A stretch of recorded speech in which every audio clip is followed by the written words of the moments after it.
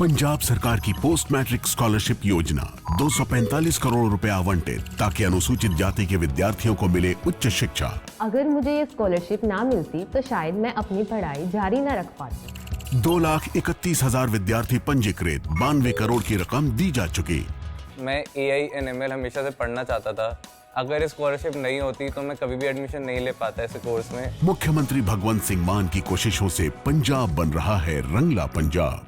हिमाचल प्रदेश लोक सेवा आयोग द्वारा प्रदेश प्रशासनिक सेवा का फाइनल परिणाम घोषित किया गया है, जिसमें बिलासपुर जिला के उपमंडल घुमारवी के तहत गांव घुमानी के जितेंद्र चंदेल ने तीसरा स्थान हासिल किया है।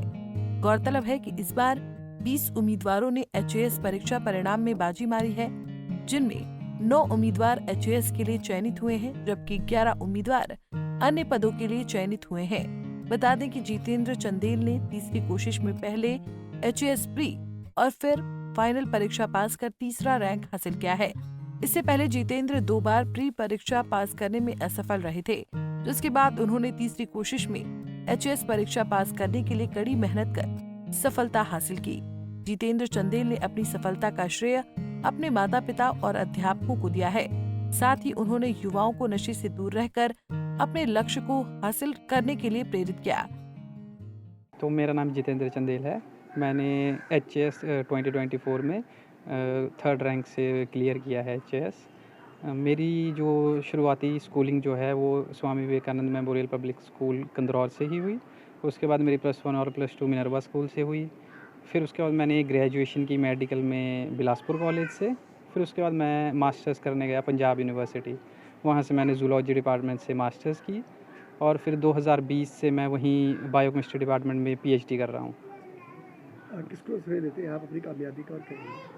सर, अपने परिवार को जिन्होंने मेरे को इस काबिल बनाया, फिर अपने अध्यापकों को और अब मेरे सारे प्रियजनों को जिन्होंने मेरा साथ दिया हमेशा, मेरे दोस्तों को, मेरे चाहने वालों को जिन्होंने मेरे लिए दुआएं की और मेरे को इस काबिल बनाया। सर, मैंने अपनी तैयारी के दौरान भी देखा है कि क्या क्या कमियां हैं हमारे समाज में, हमारे जिस तरह से सरकारी कामकाज होते हैं, तो मैं कोशिश करूंगा कि उनमें कुछ सुधार किया जाए समाज को, ताकि आगे ले जाया जाए, अर्थव्यवस्था को आगे लिया जाए, उसके लिए मैं कदम उठाऊंगा। सर, मैंने तैयारी शुरू की थी PhD के दौरान ही 2021 से, तो तभी से मैं UPSC सिविल सर्विसेज के एग्ज़ाम भी दे रहा हूँ और HAS का भी। तो HAS का मेरा 2 बारी से तो प्री ही क्लियर नहीं हो रहा, तो इसी बार मेरा प्री भी क्वालिफाई हुआ था पहली बार ही। तो पढ़ाई का तो मैं तो PhD भी कर रहा था साथ साथ, तो 9 to 5 तो मैं उसी में बिज़ी रहता था। तो उसके बाद से पंजाब यूनिवर्सिटी की लाइब्रेरी जाना, तो मैं दिन में 4-5 घंटे ही पढ़ाई कर पाता था और उसके अलावा फिर वीकेंड्स या जो भी हॉलीडेज़ आते थे उनमें 8 से 9 घंटे पढ़ाई जितनी हो पाती थी दिन में। सर, नशे में जाना तो बचना चाहिए, नशे में जाने से लोगों के लिए। बाकी पढ़ाई में ऐसा है कि मेहनत करो, अपने लिए प्रेरणा ढूंढो और उस प्रेरणा पे अडिग रहो, वही सबसे ज़्यादा अंत में आपके काम आती है।